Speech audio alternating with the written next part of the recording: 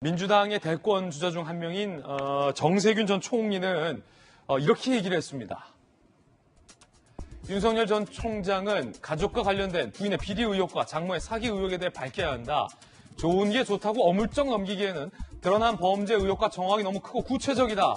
라고 비판을 했고요. 중앙지검이 윤석열 전 총장의 장모 재판에서 징역 3년을 구형했다는 뉴스도 오늘 들어와 있는데, 자, 형사 출신의 변호사 박성배 변호사님, 윤 전 총장의 장모에 대해서 중앙지검이 징역 3년을 구형했다는데 이게 어떤 혐의예요? 윤 전 총장 장모 최 씨가 지난 2013년 동업자 3명과 함께 요양병원을 설립합니다. 그런데 이 요양병원은 요양급여를 받을 수 있는 의료법상 의료기관이 아님에도 불구하고 2년간 22억 9천만 원 정도를 지급받습니다. 이 일로 동업자 3명이 지난 2017년 유죄 확정 판결을 받게 되는데, 최 씨의 경우에는 검찰 단계에서 무혐의 처분을 받습니다. 그 이유가 2014년 이사장직에서 물러났고, 물러날 당시에 병원 운영에 관한 책임을 묻지 않는다는 각서를 받았다는 것이 주된 이유였습니다. 그렇지만 검찰이 최근 다시 수사를 재개하면서 이 결심 공판에서도 밝혔다시피 최 씨가 병원 운영에 관여한 사실은 명백하다는 입장을 내놓고 있습니다. 그러면서 다른 동업자들이 부정 수급을 받는 과정을 적극적으로 제지하지도 않았다. 즉, 형식적인 판단이 아니라 좀 더 깊이 파고들어 실질적인 판단을 해보았을 때 최 씨는 병원 운영에 깊숙이 관여했다고 판단을 하게 된 것입니다. 그러면서 징역 3년을 구형하게 된 것인데, 이 최 씨는 그에 대해서 적극 항변합니다. 병원 개설할 때 돈을 빌려줬기 때문에 병원 자체에 대해서는 관심을 가졌지만 운영에는 일절 관여하지 않았다고 주장하고 있습니다. 구형을 했다는 것 자체는 이미 결심이 이루어졌고 조만간 선고가 이루어질 예정이라는 의미입니다. 그렇지만 한 번 무혐의 결정이 이루어진 사건이기 때문에 그동안 공방도 치열했고 법원이 어떻게 판단할지는 아직까지는 예단할 수 없을 것 같습니다.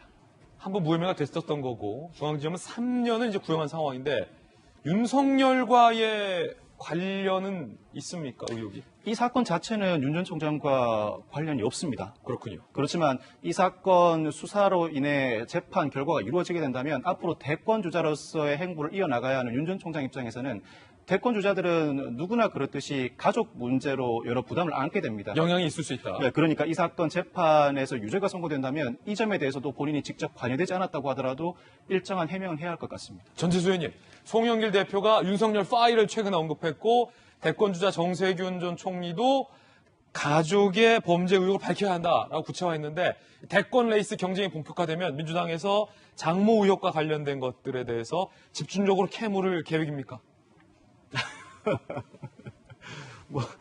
지금 현재로서는 그런, 일단은 정치를 시작도 아직 안 했고, 할 거라는 이제 확정은 가지고 있지만, 시작을 아직 안 하셨고, 또, 후보가 될지 안 될지 모릅니다.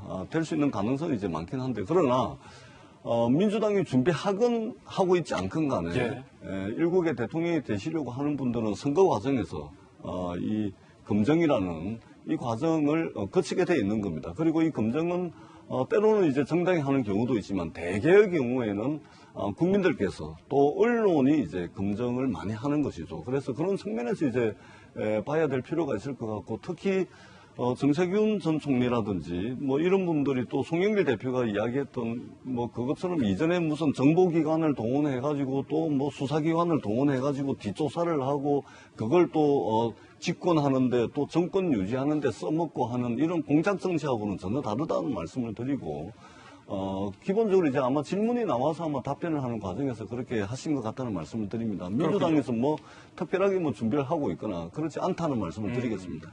민주당에서 아직까지 준비하고 있는 건 없다라는 말씀 답변 들었습니다.